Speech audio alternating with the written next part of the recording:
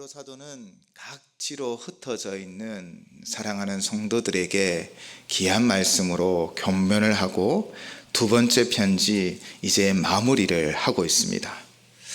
진리 가운데 거하고 다가올 그 주의 나라를 사모하며 견디고 인내하기를 원하지요. 바라고 있습니다. 오늘 본문 10절 말씀입니다. 그러나 주의 날이 도둑같이 오리니 그날에는 하늘이 큰 소리로 떠나가고 물질이 뜨거운 불에 풀어지고 땅과 그 중에 있는 모든 일이 드러나리로다. 아멘. 주의 날에 대하여, 주님 다시 오시는 그 날에 대하여 베드로 사도는 계속해서 가르치고 있습니다. 오늘 본문을 보면 그날은 어떻게 우리에게 다가올 것이다 라고 말씀하고 있습니까? 도둑같이 우리에게 오리라 라고 말씀하십니다. 그렇다면 먼저 주의 날이 어떤 날인지 우리가 다시 한번 생각해 보아야 합니다. 우리를 위하여 육신을 입고 이 땅에 아기 예수님으로 주님이 오셨지요. 그리고 우리를 위하여 십자가를 지셨고 죽음이 그분을 결코 묶지 못하기에 부활하셨습니다. 그리고 그분은 승천하셨고 또 그분은 우리를 위하여 반드시 이 땅에 오실 것이다 라고 약속하셨습니다. 주의 날은 바로 주님이 다시 오시는 날을 말하고 있는 것이지요. 주님인 약속에 신실하시기 때문에 반드시 우리를 위하여 이 땅에 다시 오실 줄을 믿습니다. 그러나 지금 이 편지를 받고 있는 성도들은요, 심각한 도전에 직면하고 있습니다. 그 내용이 이전 말씀에 기록되어 있죠. 바로 4절입니다. 4절을 보시면요, 주께서 강림하신다는 약속이 어디 있느냐? 조상들이 잔 후로부터 만물이 처음 창조될 때와 같이 그냥 있다라고 말하고 있죠. 주님이 언제 와? 라고 반문하고 있는 것입니다. 정말 주님이 다시 오느냐라고 묻고 있는 것입니다. 주님이 올 징조는 보이지 않고 아무런 변화가 없다라는 것이지요. 이런 도전 가운데 베드로 사도는 노아의 홍수의 심판을 말합니다. 하나님은 물로 그들을 심판하실 것이다 노아에게 말씀하시고 약 120년 동안 노아는 방주를 지었습니다. 그 방주를 짓는 동안 그들은 전혀 변함이 없었지요. 그러나 하나님의 때가 되었을 때 하나님 말씀대로 물의 심판으로 노아와 그 가족들은 구원을 얻었지만, 그러나 하나님을 믿지 않고 노아의 그 경고에도 귀 기울이지 않고 도리어 노아를 조롱하던, 멍청하게 산 위에서 배를 짓는다라고 조롱했던 그 모든 사람들은 심판을 받았습니다. 노아의 심판, 바로 하나님의 물의 심판이 반드시 있었던 것처럼 하나님의 약속의 말씀은 분명 우리에게 이루어질 줄을 믿습니다. 그럴 때 그 날에 대하여 우리는 이전 본문에서 두 가지를 설명하였지요. 주의 날은요, 먼저는 8절의 말씀처럼 하나님의 때와 우리의 때가 다르다라는 것입니다.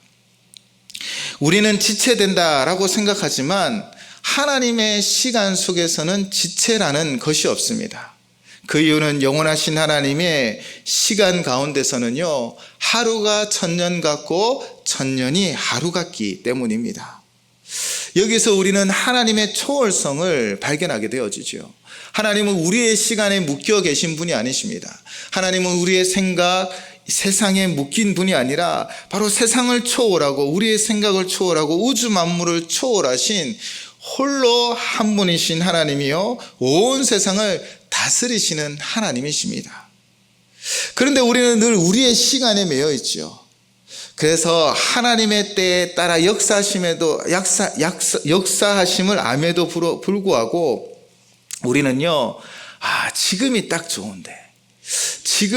좋은데 라고 생각하며 왜 지금 이루어지지 않습니까? 라고 반문하는 것이 우리의 모습인 것입니다. 우리의 생각으로는 지금 딱 맞는 시간이라고 생각되어질 때가 아니라 바로 하나님은요, 이미 과거와 현재와 미래를 모두 알고 계시기에 우리에게 가장 좋은 때에 반드시 역사하시는 분이신 줄을 믿습니다. 내가 보기에 좋은 때가 아닙니다. 하나님의 때입니다. 우리는 그 때를 믿고 의지하며 살아가는 것이지요. 그래도 우리 주변에는 아마 이렇게 질문하는 이들이 있을 것입니다. 당신이 말하는 주님이 언제 오십니까? 그런 질문을 한다면 이렇게 얘기하십시오. 주님은 가장 좋은 때에 오십니다. 하나님의 계획하신 그 시간에 우리에게 가장 좋은 때에 반드시 오심을 믿습니다 라고 대답해 주시기 바랍니다. 우리는 이 믿음으로 살아가는 것입니다. 내가 보기에 좋은 때가 아니에요. 내 경험 지식을 뛰어넘어 모든 것 가운데 가장 좋은 때에 하나님은 우리 가운데 오실 줄을 믿습니다. 또한 기도의 응답도 마찬가지입니다. 우리의 간절한 기도는 하나님의 때에 응답되어지는 거예요. 내가 요만큼 해서 결과적으로 우리에게 주어지는 것이 아니라 하나님이 오시기에 가장 좋은 때에 하나님은 우리 가운데 역사하시고 응답하여 주시는 줄을 믿습니다. 그러므로 우리는 그때를 가장 좋은 때를 사모하며 믿음으로 나아가는 것이지요. 둘째는 우리 생각에서 때로는 그것이 더딘 것은 9절에 보시면 죄인들에게 회개의 기회를 주고 시간을 주기 위해서입니다. 복음을 들고 나아갈 시간을 주십니다. 그래서 사람들의 마음이 바뀌어 하나님께 돌아오게 할 수 있는 그 시간을 주시는 것이지요. 하나님은 한 사람이라도 더 구원받고 하나님 백성 되시기를 기뻐하십니다. 그러나 분명히 알아야 할 사실은 오늘 본문 10절에서 말씀하시지요. 10절에서 어떻게 시작하였습니까? 그러나 주의 날이 도둑같이 임한다라는 것입니다. 하나님의 심판이 좀 더딘 것처럼 보이는 것은 한 사람이라도 더 구원하기 위한 하나님의 마음이 담겨 있지만 그렇다고 영원히 연장되어지는 것이 아닙니다. 하나님의 때는 반드시 우리에게 나타나 그날은 하나님의 공의가 하나님의 정의가 이루어질 줄을 믿습니다. 심판주로 오셔서 믿는 자와 믿지 않는 자 모두를 심판하십니다. 그러나 믿는 우리는 영화롭게 변화되어 영광 중에 주님을 배울 줄을 믿습니다. 믿지 않는 자들은 슬피우는 심판의 날이 되어질 것입니다. 바로 그날은 누구도 예상치 못하는 그때에 이루어진다는 것입니다. 마치 도둑처럼요. 그런데 이 도둑에 관한 이야기는 예수님이 이미 말씀하셨습니다. 마태복음 24장 42절에서 51절까지 그 스토리가 기록되어져 있지요. 마태복음 24장 42절에서 44절 말씀입니다. 그러므로 깨어있으라. 어느 날에 너희 주가 임하는지 너희가 알지 못함이니라. 너희도 아는 바니 만일 집주인이 도둑이 어느 시각에 올 줄을 알았더라면 깨어있어 그 집을 뚫지 못하게 하였으리라. 그러므로 너희도 준비하고 있으라. 생각지 않은 때에 인자가 오리라. 아멘. 생각지도 않았던 때에 주님이 오실 것이다 라고 분명히 말씀하십니다. 전도를 하다 보면 여러 사람들을 만나게 되죠. 그런데 꼭 이런 말 하는 사람이 있습니다. 예수님만 믿으면 구원을 받는다고요? 그러면 저는 조금만 있다고 믿겠습니다. 죽을 때 믿으면 되는 것 아닙니까? 라고 말하는 사람들이 꼭 있습니다. 그러면 저는 그렇게 답변해 드렸습니다. 맞습니다. 예수님만 믿으면 우리는 구원을 얻습니다. 그런데 죄송한 말씀인데 만약 오늘 밤에 주님이 다시 오시면 또 오늘 밤에 만약 그 생명이 다하여 돌아가시면 어떻게 하시겠습니까? 우리의 끝은 아무도 알 수 없습니다. 라고 대답해 드립니다. 아무도 예상할 수 없습니다. 사실 내일 모레 우리가 다 알 수 없지요. 어느 때인지. 주님이 다시 오시는 이 온 세상의 심판의 때가 있지만 사실 각 개인에게는 인생의 끝이 있습니다. 그 끝을 누가 장담할 수 있겠습니까? 그런데 그 끝에 믿으면 된다고요? 그만큼 오만한 생각이 어디 있을까요? 아무도 예상하지 못하는 그 시간, 그때 호련히 예수님이 이 땅 가운데 임하셔서 온 세상을 심판하실 줄을 믿습니다. 그때와 그 시는 아무도 모릅니다. 그러므로 주님도 말씀하시지요. 준비하고 있으라고요. 지혜로운 다섯 처녀처럼 주님의 오심을 기다리는 우리 모든 성도님 되시기를 주님의 이름으로 축원을 드립니다. 주님이 다시 오실 때 부끄러워하지 않고 기쁨 중에 주님을 맞이하시기 바랍니다. 나는 너를 위하여 내 찢긴 몸과 피를 다 주었는데 너는 나를 위하여 무엇을 하였느냐라고 물으신다면 여러분 무엇을 대답하시겠습니까? 올 한 해 이제 첫째 주에 이 주제에 관하여 제가 말씀을 드릴 텐데요. 올 한 해 119 한 사람이 한 영혼을 구원합시다. 우리가 복음을 전파하는 삶을 살아가려고 합니다. 하나님이 가장 기뻐하시는 것, 이 땅을 살아가며 우리가 맺어야 할 열매, 그것은 바로 영혼을 구원하는 것이지요. 베드로 사도는 계속해서 주께서 오시는 날에 대하여 이렇게 설명합니다. 10절 후반부터요 11절 전반부까지입니다. 그날에는 하늘이 큰 소리로 떠나가고 물질이 뜨거운 불에 풀어지고 땅과 그 중에 있는 모든 일이 드러나리로다. 모든 것이 이렇게 풀어지니, 조금 어려운 말인데요. 세 번역으로 한번 준비되어 있거든요. 세 번역으로 보시면요. 베드로후서 3장 10절 11절 세 번역입니다. 그날의 하늘은 요란한 소리를 내면서 사라지고 원소들은 불에 녹아버리고 땅과 그 안에 있는 모든 일이 드러날 것입니다. 이렇게 모든 것이 녹아버릴 터인데, 이렇게 베드로 사도는 성령의 감동으로 그날 마지막 때에 되어질 일을 설명하고 있습니다. 그런데 이것을 과학적으로 우리가 설명하고 이해하기보다는 정말 주님이 오신 이날에는 세상이 변화되어진다는 거예요. 온 세상이 정말 새 하늘과 새 땅으로 변화되어질 줄을 믿습니다. 그리고 오늘 이 말씀에 의미하는 바가 있습니다. 그날의 하늘은 요란한 소리를 내며 사라진답니다. 여러분, 이것은요 특정한 장소, 특정한 사람, 특정한 종교 단체만 누릴 수 있는 것이 아니라는 것입니다. 주님의 다시 오심은요 온 세상이, 모든 사람이 다 보게 되어질 것이고 그날을 알게 되어질 줄을 믿습니다. 그러므로 우리 종교만, 이 진리를 믿는 사람만이 아닙니다. 바로 예수 그리스도를 믿는 사람들, 예수 그리스도를 믿지 않는 사람들, 온 세상이 바로 주님 다시 오심을 보게 되어질 줄을 믿습니다. 숨길 수가 없습니다. 때로는 그리고 그 모든 것은 다 드러나게 되어질 것입니다. 주님 앞에 온 세상, 바다도 땅도 다 변화되어지는데 우리 인간인, 피조물인 인간도 우리 속에 있는 생각과 마음과 행위가 다 드러나게 되어질 줄을 믿습니다. 사람은 속일 수 있습니다. 그러나 하나님은 속일 수 없습니다. 사람의 눈은 피할 수 있습니다. 그러나 주님의 눈은 피할 수 없을 것입니다. 그 마지막 때에 우리의 모습이 다 솔직하게 다 드러나게 되어집니다. 그래서 베드로 사도는 우리에게 권면하고 있습니다. 언제 오실지 알지 못하지만 주님 다시 오심을 기다리는 우리의 자세가 어떠해야 하는지 세 가지로 말씀하고 있지요.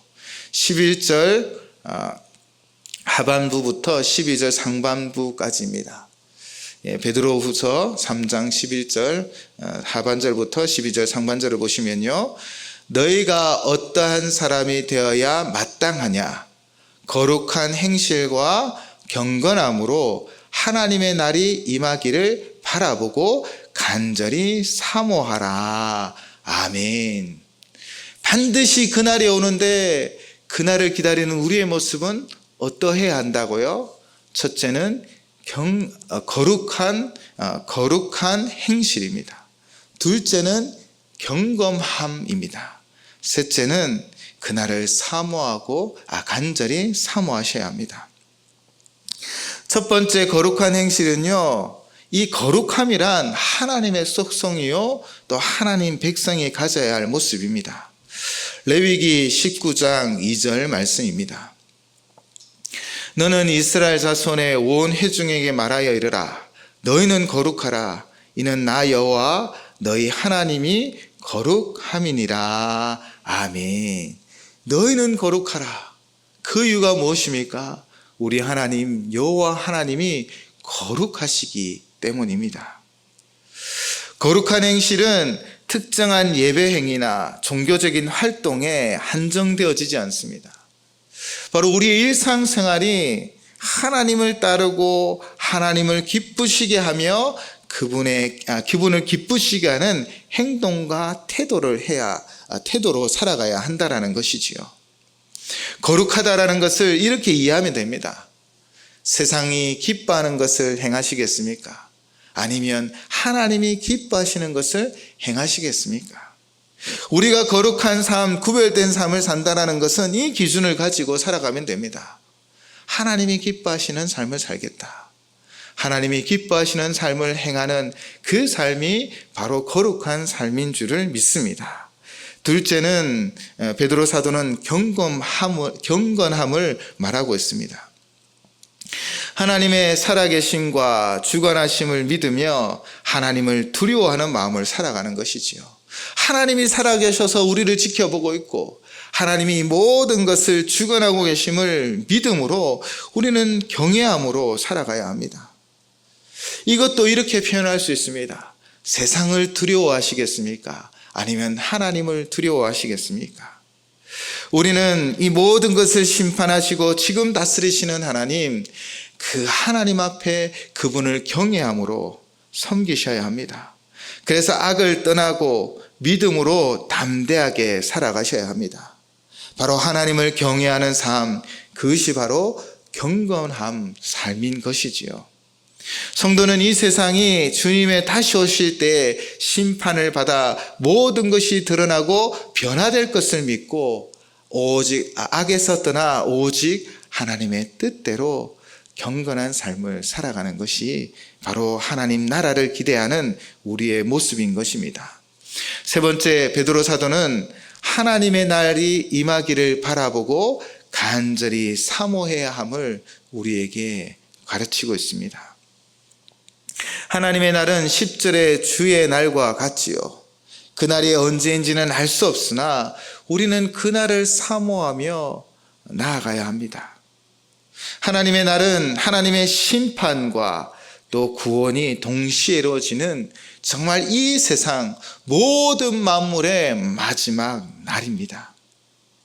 이 날에는 세상의 모든 악과 불의가 심판을 받고 하나님의 완전한 통치가 이루어지는 새 하늘과 새 땅이 되어질 줄을 믿습니다. 알곡은 창고에 들이고 죽정이는 꺼지지 않는 불에 태워질 것입니다. 우리는 이 나라를 사모하며 살아가는 하나님 백성이 되셔야 합니다. 그러면 왜 하나님 나라를 간절히 사모해야 합니까? 그것은 그날의 구원의 완성이 이루어지기 때문입니다. 지금은 사실 우리가 육신을 입고 이 땅에 두 발을 딛고 살아가다 보니 사실 우리는 수많은 환경과 상황 가운데 어려움도 당하고 환난도 당하고 또 사실 우리가 잘못된 선택도 하기도 하고 실패하기도 하고 또 죄를 짓기도 하는 것이지요. 그래서 우리는 연약할 수밖에 없습니다. 그러나 그날에는요, 죄와 고통과 불의가 완전히 사라지고 하나님과의 온전한 교제가 되어지고 하나님의 그 통치 속에 우리는 정말 기쁨으로 변화되고 완전한 성도의 모습으로 그 나라에서 영생을 누리게 되어질 줄을 믿습니다. 그래서 우리는 그 나라를 사모하는 거예요. 지금은 비록 연약하고 부족하지만 그러나 그날에는 우리는 정말 영화롭게 변화되어질 줄을 믿습니다. 또한 이 날을 사모함으로 성도는 현재의 고난과 시련을 이길 수 있는 것입니다. 하나님의 날은 신자들, 성도들에게는요, 현재의 고난이 영원하지 않음을 우리에게 말해주고 있는 것이죠.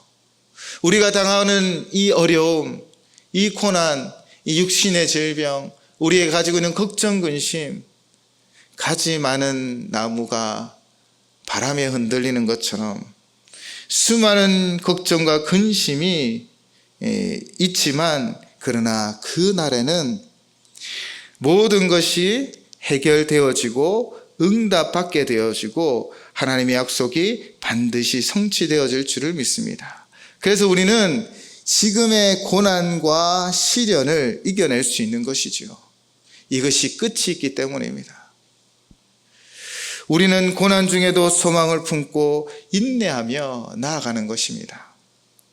그날은 반드시 우리 가운데 우리를 영화롭게 하여 주실 것이고 우리 안에 있는 모든 문제를 해결하여 주실 것이고 우리를 정말 영원한 나라로 인도하여 주실 것입니다.